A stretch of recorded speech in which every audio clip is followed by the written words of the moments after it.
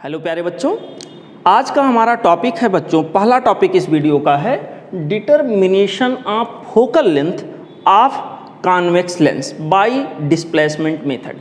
बच्चों, convex lens के focal length का डिटर्मिनेशन करने के लिए एक एक्सपेरिमेंटल मेथड होता है जिसको डिस्प्लेसमेंट मेथड कहते हैं। बच्चों आइए देखें इससे कैसे कॉन्वेक्स लेंस के फोकल लेंथ को मेजर करते। ध्यान रहे ये जो मेथड है डिस्प्लेसमेंट मेथड, इससे जो फोकल लेंथ मेजर होता है वो कॉन्वेक्स लेंस का मेजर होता है, ना कि कॉन्केव का। तो इस बात का ध्यान रहे मेरे प्यारे बच्चों।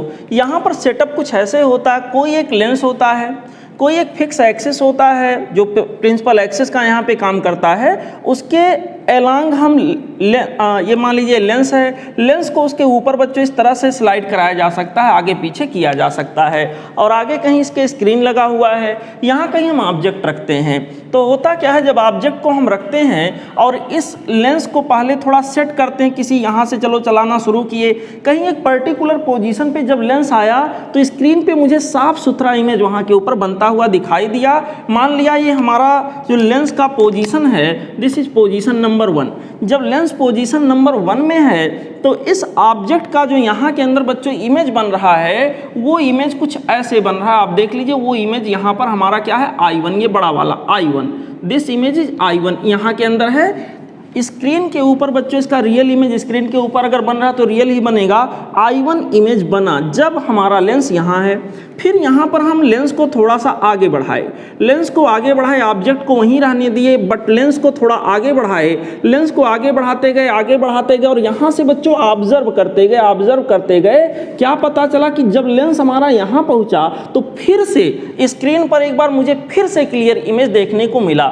यहाँ पर पहले देख रहे थे क्लियर इमेज स्क्रीन पर दिख रहा था, दैट इमेज इज I1। हम क्या किए, ऑब्जेक्ट अपने पोजीशन पे है, क्या कर रहे हैं बच्चों, यहाँ पर मैं ऐसे देखूंगा, यहाँ इस लेंस को मैं आगे बढ़ाता गया, बढ़ाता गया, बढ़ाता गया, पता चला स्क्रीन जो सामने लगा था बच्चों उसके ऊपर फिर से एक बार क्लियर इमेज यहाँ पर बना। यह है लेंस का पोजीशन नंबर 2, और यहाँ के अंदर बच्चों क्लियर इमेज हमारा बन रहा है I2।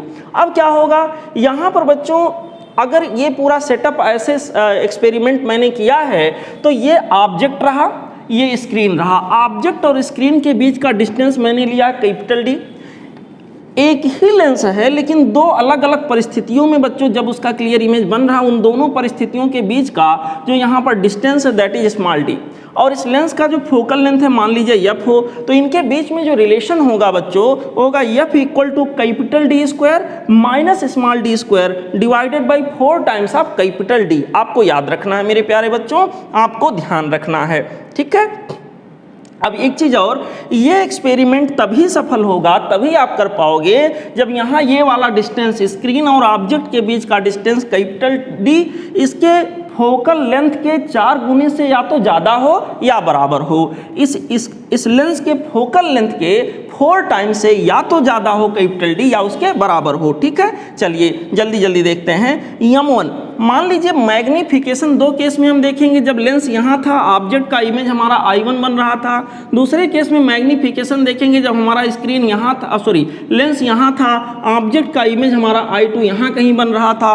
दोनों केसेज में मैग्नीफिकेशन, पहले केस में मैग्नीफिकेशन इक्वल टू हो जाएगा इमेज की साइज अपान ऑब्जेक्ट की साइज, इमेज की साइज I1 अपान ऑब्जेक्ट की साइज O मैंने ले लिया है। M2 दूसरे केस में मैग्नीफिकेशन इमेज की साइज अपान ऑब्जेक्ट की साइज, इमेज की साइज I2 और ऑब्जेक्ट की साइज O मैंने ले लिया है। यहाँ सब सेटअप ऐसा होता है कि बच्चों दोनों परिस्थितियों के अगर मैग्नीफिकेशन को मैं मल्टीप्लाई करूँ तो वैल्यू 1 आता है। एक बार इमेज छोटा जितना गुना बनता है, दूसरी बार उतना गुना बड़ा बन रहा होता है। तो बच्चों यूँ कह लीजिए, कहने का मतलब दोनों का मिला जुला करके जितना, मान लीजिए पहले मैग्नीफिकेशन हमारे पास पहले क्या था, लेंस से ऑब्जेक्ट की दूरी कम थी तो मैग्नीफिकेशन यहाँ के अंदर ज़्यादा रहा होगा, और बाद में क्या चला, लेंस से ऑब्जेक्ट की दूरी ज़्यादा हो गई तो मैग्नीफिकेशन कम रहा होगा। तो दोनों मिला जुला के मैग्नीफिकेशन को अगर मैं मल्टीप्लाई करता हूँ ऐसे केस में तो 1 आता है। इसका मतलब I1 upon O into I2 upon O equal to 1 means O square will be equal to I1 into I2। और इस तरह से O की value, O in the sense size of object equal to हो जाएगा स्क्वायर रूट के अंदर I1 into I2। बच्चों यहाँ पर इसको हम कहेंगे कि ऑब्जेक्ट की size equal to geometrical mean, यहाँ के अंदर बच्चों हमारे पास हो जाएगा geometrical mean of the image size in two cases. दो केसेज में बच्चों जो इमेज की साइजेज आए हैं उनका अगर हम जिमेट्रिकल मीन निकाल लें तो यहाँ के अंदर ऑब्जेक्ट की साइज हमें मिल जाएगी। चलिए बच्चों अगले टॉपिक पर मूव करते हैं। बच्चों हमारा अगला टॉपिक है प्रिज्म, एक बड़ा इंपॉर्टेंट बड़ा खास टॉपिक ऑप्टिक्स के लिए। आइए यहाँ पर देखते हैं प्रिज्म क्या होता है, कैसे यहाँ पर इसके बारे में कॉन्सेप्ट डेवलप होता है। बच्चों प्रिज्म इन फैक्ट दो रिफ्रैक्टिंग सरफेसेस से इस तरह से घिरा हुआ एक मीडियम है, जैसे ग्लास का मीडियम हो बच्चों, जैसे ओपन बुक होता है लाइक दिस। मान लीजिए ये बुक है, यहाँ के अंदर बच्चों इसको मैं ऐसे कर दूं, ऐसे ऐसे, ये आप देखिए एक सरफेस इधर से है, देखिए एक सरफेस इधर से है और ये पूरा ग्लास भर दीजिए, ग्लास का मान लीजिए एज्यूम करिए। यही स्ट्रक्चर प्रिज्म का होता है। ये जो नीचे वाला हिस्सा इसका बेस कहलाएगा, एक इधर वाला हिस्सा जिसके ऊपर आप लाइट रे को डालोगे ये कहलाएगा बच्चों दो, एक रिफ्रैक्टिंग सरफेस ये है, एक ये है, जिस पर आप लाइट डालोगे इसको कहेंगे इंसिडेंट रिफ्रैक्टिंग सरफेस, ठीक है बच्चों। और दूसरा यहाँ पर जिसके ऊपर से लाइट बच्चों यहाँ से बाहर निकलेगा उसको कहेंगे इमर्जेंस रिफ्रैक्टिंग सरफेस, ओके। तो यहाँ पर बच्चों लाइट एक रिफ्रैक्टिंग सरफेस पे डालेंगे, दूसरे से निकलेगा और लाइट में कुछ डेविएशन होगा, दुनिया भर की चीजें होंगी, उसी के बारे में हमको पढ़ना है। प्रिज्म में टोटल मिलाकर 1 2 3 4, इधर का 4 और ये 5 सरफेसेज होते हैं जिसमें 2 मेन होते हैं, और इन दोनों सरफेसेज के बीच का जो एंगल होता है बच्चों इसको हम नाम देते हैं एंगल ऑफ प्रिज्म, ठीक है। तो मेरे ख्याल से स्ट्रक्चर 3D में आप दिमाग में बैठा लीजिए।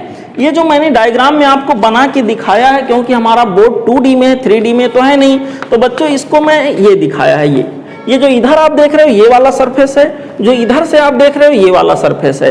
मैं एक सरफेस के ऊपर लाइट रे डालूंगा और दूसरे सरफेस से लाइट रे बाहर निकलेगा। आइए देखते हैं मेरे प्यारे बच्चों, यहाँ के अंदर एक इंसिडेंट सरफेस जो हमारे पास है, इंसिडेंट सरफेस, और ये बच्चों refracting surface, first refracting surface, second refracting surface, कई सारे नाम आप दे सकते हो। यहाँ से कोई लाइट रे गया है, पहले सरफेस के ऊपर पड़ा, जब यहाँ बाहर का मीडियम जनरली एयर होगा, एयर से डेंसर में गया, ये नॉर्मल की ओर झुक गया, आगे बढ़ा, फिर डेंसर से रेयर में जाने का प्रयास था, नॉर्मल से अवे हो गया, और इस तरह से जो लाइट रे जा रहा था ये वाले पाथ पे ऐसे जा रहा था बच्चों, ऐसे जा रहा था। अगर प्रिज्म ना होता तो ऐसे निकलता, लेकिन प्रिज्म के होने की वजह से फाइनली वो ऐसे निकल रहा है। जो रास्ता ये था वो रास्ता ये हो गया, तो अपने एक्चुअल रास्ते से इधर जाने के बजाय वो इधर चला गया। कितना भटकाव हुआ यहाँ पर बच्चों, एक्चुअल पाथ से कितना भटकाव हुआ, इसी को क्या बोलोगे, डेविएशन, डेल्टा से रिप्रेजेंट करेंगे। बच्चों ये रिवीजन क्लास है तो यहाँ डेरिवेशन हम आपको नहीं कराएंगे, डायरेक्ट जानिए डेल्टा की वैल्यू क्या होगी। पहले तो यहाँ कुछ पैरामीटर समझ लीजिए। ये angle of incidence on first refracting surface इसको कहेंगे I1, angle of refraction at second refracting surface इसको कहेंगे I2। बच्चों यहाँ के हिसाब से आगे इसको हम नाम देंगे, हालांकि इधर से लाइट आ रहा है तो ये कहलाना चाहिए एंगल ऑफ इंसिडेंस, ये कहलाना चाहिए एंगल ऑफ रिफ्रैक्शन। लेकिन यहाँ पर लाइट की रिवर्सिबिलिटी प्रिंसिपल ये कहती है कि अगर लाइट ऐसे ऐसे ऐसे आया है तो लाइट को अगर मैं ऐसे भेजूं बिल्कुल उसी के अपोजिट, तो फिर से उसी पाथ को रिट्रेस करते हुए वो जाएगा। तो मेरे प्यारे बच्चों यहाँ के अंदर उस समय ये जो एंगल बनेगा ये कहलाएगा angle of incidence, that will be on second refracting surface, और ये एंगल ऑफ रिफ्रैक्शन की तरह से रिएक्ट करेगा, इसको कहेंगे angle of refraction R2 on second refracting surface. और I2 को बच्चों एंगल ऑफ इमरजेंस भी कहते हैं, क्योंकि ये इसी एंगल पे ये बाहर निकल रहा है, ठीक है। तो आइए यहाँ देखते हैं क्या क्या कहानी होगी। ये डेविएशन एंगल जो है बच्चों, डेविएशन एंगल की वैल्यू निकालने पर आता है डेल्टा की वैल्यू I1 प्लस I2, दोनों सरफेसेस का जो angle of incidence I1 plus I2 है जोड़ लीजिए, minus of R1 plus R2, ठीक है। यहाँ के अंदर बच्चों R1 प्लस R2 हम यहीं से डिराइव करते हैं तो मिलता है R1 plus R2, this angle plus this angle equal to angle of prism. Angle of prism is the angle, ये वाला एंगल है। यहाँ के अंदर बच्चों हमारे पास हो गया डेल्टा की value I1 plus I2 minus of R1 plus R2 के स्थान पर ये हो गया। मिनिमम डेविएशन, मान लीजिए हमें मिनिमम डेविएशन कैलकुलेट करना हो तो कैसे करेंगे। मिनिमम डेविएशन कैलकुलेट करने के लिए बच्चों तरीका ये होता है, एक्सपेरिमेंट करते हैं और एक्सपेरिमेंट में हम क्या करते हैं, एंगल ऑफ इंसिडेंस को बदल बदल के चेक करते हैं कि डेविएशन कब मिनिमम होगा। एंगल ऑफ इंसिडेंस बच्चों हम लोग बदलेंगे और यहाँ के अंदर क्या होगा कि डेविएशन बदलेगा। एंगल ऑफ इंसिडेंस के अनुसार डेविएशन बदलने का ग्राफ कुछ ऐसा आता है। कोई एक पर्टिकुलर एंगल ऑफ इंसिडेंस ऐसा मिलता है जब डेविएशन की वैल्यू क्या हो जाती है, मिनिमम। और प्रैक्टिकली ये चीज ऑब्जर्व हुआ, ये तब होता है मिनिमम, डेविएशन की वैल्यू मिनिमम तब आती है बच्चों जब angle of incidence I1 becomes equal to I2। तो मिनिमम डेविएशन के लिए आप लोग डायरेक्ट याद रखोगे I1 इक्वल टू यहाँ के अंदर क्या होगा, I2। मैंने आसानी के लिए उसको मान लिया, उसको कह दिया I। इसी तरह से R1 इक्वल टू R2 ये भी प्रमाणित किया जा सकता है कि मिनिमम डेविएशन के लिए जो एंगल ऑफ रिफ्रैक्शन R1 यहाँ है वही वहां होगा, दोनों सेम होंगे। चलो हम आसानी के लिए उसको बोल देते हैं R। अब यहाँ के अंदर डेल्टा की वैल्यू मिनिमम हो गई, मिनिमम तब हो गई जब I1 equal to I2 equal to I हो गया, तो I प्लस I क्या हो जाएगा, 2I माइनस ऑफ ये। इसका मतलब I की वैल्यू यहाँ हो जाएगी डेल्टा मीन प्लस ये बाई 2। इसी तरह से बच्चों 2R की बात करें, 2R की बात करें मतलब R प्लस R, क्योंकि यहाँ R1 equal to R2 equal to R है, R plus R equal to ये हो गया। इस तरह से बच्चों R की वैल्यू हमारे पास आ जाएगी ये बाई 2। और इस प्रकार से हम क्या करेंगे, किसी एक सरफेस के ऊपर जाएं और वहां स्नेल जी का नियम लगाएं, तो क्या होगा, sine I upon sine R। क्योंकि जो I1 है वो I के बराबर है, R1 क्या है, R के बराबर है। तो sign I1 upon sine R1 कहिए या sine I upon sine R कहिए, इक्वल टू हो जाएगा दिस, यहाँ का रिफ्रैक्टिव इंडेक्स जो भी है म्यू अपान यहाँ का रिफ्रैक्टिव इंडेक्स जनरली एयर होगा, 1 होगा, 1 नहीं होगा तो कुछ और हो, एयर अगर नहीं होगा तो 1 के अलावा कुछ और होगा, बस अर्थ एयर लेके मैं चल रहा हूं बच्चों। यहाँ sine I upon sine R की वैल्यू हमारे पास म्यू हो गया। और इस प्रकार से मेरे प्यारे बच्चों साइन दिस मच I के जगह पर बच्चों मिनिमम डेविएशन के केस में हमारे पास हो गया डेल्टा मीन प्लस ये by 2 divided by sine A by 2 equal to क्या हो गया, म्यू। तो बच्चों ये आपके सामने रहा, ये इक्वेशन बहुत यूजफुल है, बहुत सारे न्यूमेरिकल प्रोसेस में आपकी हेल्प करेगा। इतनी बात आई होप आप समझ चुके होंगे। इसी में थोड़ी सी चर्चा और करते हैं कि मान लीजिए प्रिज्म जो हमारा हो, इतना तो समझ चुके होंगे आप लोग। मान लीजिए बच्चों प्रिज्म बहुत थिन हो, बहुत पतला प्रिज्म हो, ऐसे केस में क्या होगा, अगर थिन प्रिज्म है बच्चों तो यहाँ के अंदर I और R की वैल्यू ऐसे केस में बहुत कम होगा। तो बहुत थिन प्रिज्म के लिए, क्योंकि I और R का जो रेंज मैं देख रहा था अभी, वो बच्चों लगभग एंगल ऑफ प्रिज्म के रेंज में आ रहा था, उसी में 2R इक्वल टू हो गया ये R की वैल्यू ये बाई 2। तो अगर हमारे पास क्या है, थिन प्रिज्म है, तो I और R भी छोटे छोटे यहाँ मिलेंगे। तो अगर I और R बहुत छोटे हैं बच्चों, थिन प्रिज्म का केस है, तो साइन I के जगह पर I और साइन R के जगह पर R। इसका मतलब साइन दिस मच के जगह पर साइन I के जगह पर डेल्टा मीन और यहाँ बाई 2 हो जाएगा, डेल्टा मीन प्लस ये by 2 divided by sign R के जगह पर केवल R लिखेंगे और R के स्थान पर क्या है, ये बाई 2, a बाई 2। मेरे प्यारे बच्चों साइन I साइन हटा दिया, साइन R साइन हटा दिया, क्यों, क्योंकि यहाँ थिन प्रिज्म की बात हो रही है। ऐसे केस में sine I equal to I होगा और sine R equal to R होगा। तो यहाँ से बच्चों साइन I के जगह पर केवल I, साइन R के जगह पर केवल R इक्वल टू क्या हो गया, म्यू। इसको अगर हम लोग सॉल्व करें तो 2 यहाँ से चला जाएगा, कैंसिल हो जाएगा, डेल्टा मीन प्लस ये इक्वल टू हो जाएगा म्यू टाइम्स ऑफ ये। मेरे प्यारे बच्चों इस प्रकार से हमारे पास डेल्टा मीन की वैल्यू हमारे पास आ जाएगी, क्या आ जाएगी भाई, ये हो जाएगी म्यू माइनस 1 इंटू ये। आप लोग देखो जब हम यहाँ डेविएशन एंगल कैलकुलेट अभी तक कर रहे थे तो वहां पर डेविएशन एंगल जो था, एंगल ऑफ डेविएशन व्हाटएवर, वो बच्चों उसके अंदर I1 I2 वो सारी चीजें आ रही थी। लेकिन यहाँ पर angle of deviation I1 I2 इसके अंदर नहीं आ रहा है। मतलब थिन प्रिज्म के केस में जो डेविएशन होगा बच्चों वो एंगल ऑफ इंसिडेंस के ऊपर निर्भर नहीं करेगा, वो बेसिकली अगर डिपेंड करेगा तो डेल्टा मीन की वैल्यू डिपेंड करेगी म्यू के ऊपर और एंगल ऑफ प्रिज्म के ऊपर, या इसी को बोलेंगे प्रिज्म एंगल। यहाँ के अंदर बच्चों रिफ्रैक्टिव इंडेक्स के ऊपर डिपेंड करने का मतलब मटेरियल के ऊपर डिपेंड करना, तो हमारा जो डेविएशन एंगल है वो मटेरियल के ऊपर डिपेंड करेगा और प्रिज्म एंगल के ऊपर डिपेंड करेगा। समझ गए बच्चों? बच्चों प्रिज्म के केस में मिनिमम डेविएशन हम लोगों ने देखा। अब आइए चेक करते हैं कि प्रिज्म के केस में मैक्सिमम डेविएशन कब मिलेगा। डेविएशन का जो इक्वेशन है बच्चों वो आपके सामने है, अभी आपने देखा I1 plus I2 minus of R1 plus R2, R1 plus R2 को हम लोग प्रिज्म एंगल A के बराबर लिख देते थे। अब देखिए यहाँ के अंदर बच्चों अगर हमें डेविएशन मैक्सिमम रखना है तो हम ये सोचेंगे कि ये वैल्यू हमारी बड़ी से बड़ी हो। ये वैल्यू बड़ी से बड़ी लाने के लिए हमारे पास कंट्रोल किसका है, I1 का। इसको जितना चाहे हम कर सकते हैं, तो बच्चों इसको हम मैक्सिमम रखना चाहेंगे और यहाँ मैक्सिमम कितना रख देंगे, इसको I को बढ़ाते I1 को बढ़ाते बढ़ाते बढ़ाते बढ़ाते बहुत होगा तो 90 कर देंगे। तो मैक्सिमम वैल्यू इसका क्या हो गया 90, और यहाँ plus I2 minus of R1 plus R2 के जगह पर ये हो गया। तो बच्चों ये डेल्टा मैक्स हो गया, डेविएशन की मैक्सिमम पॉसिबल वैल्यू जो होगी। अब देखिए यहाँ के अंदर बच्चों डेल्टा मैक्स की वैल्यू हमारे सामने आ गई 90 डिग्री प्लस I2 माइनस ए के जगह पर R1 प्लस R2 लिख सकते हैं। जैसी जहाँ आवश्यकता पड़ेगी वैसा वहाँ हम करेंगे। जरा डायग्राम में आइए देखते हैं बच्चों, जब हमने I1 को बढ़ाते बढ़ाते 90 डिग्री कर दिया, ये रे यूँ गया है यूँ गया है। अब जरा उल्टा सोचो, अगर हम कोई लाइट रे को ऐसे बच्चों यहाँ से उल्टा भेजे बिल्कुल इसके अपोजिट, तो उसी रास्ते को रिट्रेस करते हुए आएगा। लाइट का प्रिंसिपल ये होता है बच्चों, इस तरह से रिवर्सिबिलिटी प्रिंसिपल के अनुसार लाइट ऐसे आएगा। अगर लाइट ऐसे गया होगा तो बच्चों डेंसर से रेरर गया, लेकिन रेरर जा नहीं पाया होगा, वो यूं गया होगा। तो बच्चों ऐसे केस में हमारे पास ये टोटल इंटरनल रिफ्लेक्शन का क्रिटिकल केस बन जाएगा। और यहाँ आई जो हमारे R1 जो हमारे पास है वो बच्चों क्रिटिकल एंगल की तरह से रिएक्ट करेगा, एक तरह से यहाँ TIR जैसा केस बनेगा। तो यहाँ के ऊपर जो जरा सा रूल लगा के देखते हैं, अगर TIR का केस बन रहा हमारे पास, अगर लाइट को मैं ऐसे भेजूं इमेजिन करके, तो साइन IC हमारे पास क्रिटिकल एंगल के केस से होगा mu R upon mu D.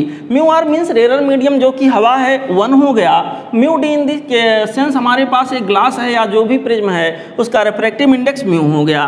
तो IC की वैल्यू बच्चों साइन इनवर्स हो जाएगा 1 अपॉन म्यू। समझ गए। अब यहाँ पर देखें, फिर से हम यहाँ पर ये रूल लगाते हैं, हमारा लक्ष्य है I2 को निकालना। I2 को निकालना, ये तो ये के बराबर हो गया। I2 कितना होगा सर, I2 को निकालने के लिए हम लोग यहाँ आए sign I2 upon sine R2, अगर यहाँ से करेंगे तो this by this mu by 1 हो गया। मेरे प्यारे बच्चों यहाँ sign I2 upon sine R2 क्या सेंस क्या हुआ, R1 प्लस R2 ये मिला करके ये के बराबर है। तो यहाँ के अंदर बच्चों R2 की वैल्यू क्या हो जाएगी, ये माइनस R1, ठीक है, इक्वल टू म्यू हो गया। तो यहाँ के अंदर बच्चों आप लोग ध्यान से देखो, साइन I2 की वैल्यू जो यहाँ के अंदर आएगी sine I2 equal to mu multiplied by sine A minus IC। Sine A minus IC हो गया म्यू। अब वहाँ पर जरा आ जाइए, 1 upon mu equal to sine IC है, तो म्यू की value 1 upon sine IC, mu के जगह पर 1 अपॉन साइन IC रख दिया। मेरे प्यारे बच्चों इस प्रकार से साइन I2 की वैल्यू सब मिला जुला के हमारे पास आ जाएगा, क्या आ जाएगा भाई, sine A minus of IC divided by sine of IC। समझ गए, ये हमारे पास आ गया साइन I2 की वैल्यू। तो I2 कितना होगा, sign inverse this much. I2 कितना होगा बच्चों, sine inverse this whole much. यहाँ के अंदर I2 equal to sine inverse this whole much, ये हो गया। अब यहाँ के अंदर हमें निकालना क्या, मैक्सिमम डेविएशन। मैक्सिमम डेविएशन के लिए हमारे पास इक्वेशन क्या बनेगा, delta max equal to 90 degree लिख लीजिए, या पाई बाई 2 रेडियन में लिखना चाहें तो पाई बाई 2 लिख लीजिए, प्लस I2, और I2 के जगह पर ये पूरी वैल्यू कॉपी कर दीजिए, साइन इनवर्स क्या है बच्चों, sine A minus of IC divided by sine IC, और दिस होल मच माइनस क्या है ये, उसी में बच्चों माइनस ये हम कर देंगे। ये हमारा मैक्सिमम डेविएशन के लिए इक्वेशन बन जाएगा, मैक्सिमम डेविएशन के लिए कंडीशन आएगा, इसी में हम क्या कर देंगे माइनस ये। ठीक है बच्चों, तो ध्यान रखिएगा मैक्सिमम डेविएशन के लिए इक्वेशन कुछ इस प्रकार से हुआ। बच्चों हमारा अगला टॉपिक है एंगुलर डिस्पर्जन। प्रिज्म के केस में एंगुलर डिस्पर्जन क्या होता है जरा देखते हैं बच्चों। अगर मैं कोई वाइट लाइट जिसमें कि ये 7 कलर्स मौजूद होंगे, वैसे तो इनफाइनाइट होते हैं लेकिन विजुअल 7 होते हैं। यहाँ के अंदर बच्चों ये 7 कलर VIB GO IOR ये जा रहा है विबग्योर। यहाँ के अंदर जैसे ही प्रिज्म के अंदर जाएगा, अलग अलग कलर के लिए ये प्रिज्म अलग अलग रिफ्रैक्टिव इंडेक्स ऑफर करेगा। जिसका सबसे ज़्यादा स्वागत करेगा, मतलब जो सबसे ज़्यादा रिफ्रैक्टिव इंडेक्स लेकर आएगा उसका सबसे ज़्यादा स्वागत होगा बच्चों। यहाँ के अंदर उसको सबसे ज़्यादा मोड़ेगा, और यहाँ के अंदर जो कम रेफ्रेक्टिव इंडेक्स जिसके लिए ऑफर करेगा बच्चों उसको कम मोड़ेगा। जाना तो ऐसे चाह रहा था, रेड वाला यहाँ आ गया, वायलेट वाला यहाँ आ गया, बाकी इसके बीच में होंगे, यहाँ वायलेट है, यहाँ इंडिगो होगा, यहाँ ब्लू होगा, यहाँ ग्रीन, ऐसे बिखर जाएंगे सब, ठीक है। तो यहाँ के अंदर ये बिखर गए इस तरह से, और यहाँ के अंदर जब ये बाहर आएंगे फिर कहाँ जा रहे हैं, डेंसर टू रेयर, फिर ये अलग अलग एंगल पर बच्चों रिफ्रैक्ट होकर आगे कहीं जाएंगे। आगे मैं स्क्रीन लगा दूं तो स्क्रीन पर मुझे ऐसे कलर दिखेगा, यहाँ बच्चों वायलेट कलर दिखेगा सबसे नीचे, इंडिगो, VIB, फिर ब्लू, फिर यहाँ के अंदर ग्रीन, येलो, इस तरह से बच्चों मिलता चला जाएगा, ऑरेंज, रेड, 7 कलर इस तरह से VIBGYOR यहाँ पर अरेंज हो जाएंगे। ये विजिबल कलर का स्पेक्ट्रम यहाँ पर देखने को मिलेगा। बच्चों कलर का अलग अलग हो जाना, इस प्रोसेस को हम कहते हैं क्रोमेटिक डिस्पर्जन। इसको बच्चों हम लोग नाम देते हैं क्रोमेटिक डिस्पर्जन। और यहाँ पर देखिए अलग अलग कलर के लिए अलग अलग डेविएशन होगा। ये लाइट ऐसे जाना चाह रहा था, वायलेट वाला पार्ट यहाँ गया, तो अगर ओरिजिनल पाथ से देखें तो कितना भटका, डेल्टा 1 मैंने मान लिया, डेल्टा V, इसको मान लिया डेल्टा V। यहाँ पर जो भटकाव हुआ, जो बच्चों डेविएशन आया, वो वायलेट कलर के लिए हो गया डेल्टा V। रेड कलर यहाँ जा रहा था, सारे कलर यहाँ जा रहे थे, लेकिन रेड वाला यहाँ चला गया, तो अपने एक्चुअल रास्ते से कितना डेविएशन हुआ, इसको हम कहेंगे डेल्टा R। मेरे प्यारे बच्चों यहाँ इन दोनों कलर के डेविएशन में देखिए डेल्टा V ज़्यादा है, डेल्टा R कम है। इन दोनों पीक कलर के बीच में जो एंगल यहाँ के लिए बनता है बच्चों, इसी को हम नाम देते हैं एंगुलर डिस्पर्जन। एक कोन नुमा स्ट्रक्चर बनेगा, लगेगा कि उसी में से सब निकल कर आ रहे हों। बच्चों ये जो एंगल यहाँ के अंदर बनता है उसी को हम उसी को हम एंगुलर डिस्पर्जन का नाम देते हैं, माफ करिएगा, यहाँ पर उसी को हम एंगुलर डिस्पर्जन का नाम देते हैं। मेरे प्यारे बच्चों एंगुलर डिस्पर्जन की वैल्यू अगर वहां से देखें तो होगा delta V this whole angle minus this, यहाँ के अंदर एंगुलर डिस्पर्जन आ गया। अगर प्रिज्म पतला है तो बच्चों डेल्टा की वैल्यू के हिसाब, डेल्टा की वैल्यू होती mu V minus mu R, mu V minus आप कितना होता था, delta V minus delta R यहाँ के अंदर करना है। और अगर हम देखें तो डेल्टा की वैल्यू पतले प्रिज्म के लिए हमारे पास कुछ ऐसे आ रहा था, क्या आ रहा था, म्यू माइनस 1 इंटू ये। तो अगर वायलेट कलर के लिए देखेंगे दिस मच होगा, और ये वायलेट के लिए होगा। इसी तरह रेड के लिए हम लोग देखेंगे तो कुछ ऐसे आ जाएगा, म्यू R माइनस 1 इंटू ये। बच्चों माइनस करेंगे कुछ, ये इक्वेशन बनेगा। यहाँ हमारे पास आ गया एंगुलर डिस्पर्जन की वैल्यू, ठीक है बच्चों। डिस्पर्सिव पावर क्या होगा, अभी थोड़ी देर पहले मैंने लेंस के केस में आपको डिस्कस किया था कि डिस्पर्सिव पावर ओमेगा से रिप्रेजेंट किया जाता है। ये लेंस के मटेरियल पर डिपेंड करता है। उसी तरह यहाँ ये प्रिज्म के मटेरियल पर डिपेंड करेगा, प्रिज्म के साइज या शेप पर निर्भर नहीं करेगा। मेरे प्यारे बच्चों यहाँ के अंदर इसकी वैल्यू होती theta, angular dispersion divided by deviation of intermediate colour. Angular dispersion whatever वहां के अंदर देखिए डिवाइडेड बाय, यहां पर हम करेंगे angular dispersion divided by deviation for कौन सा कलर, 7 कलर है सर, किसके लिए लिखेंगे, इंटरमीडिएट कलर के लिए। और विबग्योर के स्पेक्ट्रम में इंटरमीडिएट कलर जो माना जाता है बच्चों येलो को माना जाता है, ठीक है। यहां के अंदर आगे बढ़ेंगे, आगे जब बढ़ेंगे बच्चों तो यहाँ के अंदर आप देखिए थीटा के जगह आ जाएगा delta V minus delta R divided by delta Y। Theta के जगह पर delta V minus delta R अपन डेल्टा Y, और यहाँ के अंदर हो जाएगा थीटा की वैल्यू रख देंगे, कुछ इस तरह से इक्वेशन बनेगा, दिस मच इंटू ये थीटा के जगह पर हो जाएगा, और डेल्टा Y के जगह पर म्यू Y माइनस 1 हो जाएगा। तो बच्चों ये सब मिला जुला के एंगुलर डिस्पर्जन में डिस्पर्सिव पावर क्या होगा वो समझ में हमारे आया कि भाई डिस्पर्सिव पावर के लिए एक्सप्रेशन कुछ ऐसे होगा। बच्चों रिवीजन क्लास में मेन चीजों को हम हाईलाइट कर रहे हैं। यहां पर एक सवाल आपसे पूछा जाएगा, डिस्पर्जन विदाउट डेविएशन, डेविएशन ना हो लेकिन डिस्पर्जन हो, कलर अलग अलग हो लेकिन डेविएशन यहां के अंदर नेट डेविएशन 0 हो, तो इसमें बच्चों क्या करते हैं, 2 या 2 से अधिक 2 को मिलाते हैं, जनरली 2 प्रिज्म का कॉम्बिनेशन लेते हैं और ओरिएंटेशन उनका ऐसे रखते हैं कि dispersion, deviation without dispersion, dispersion हमें नहीं कराना है।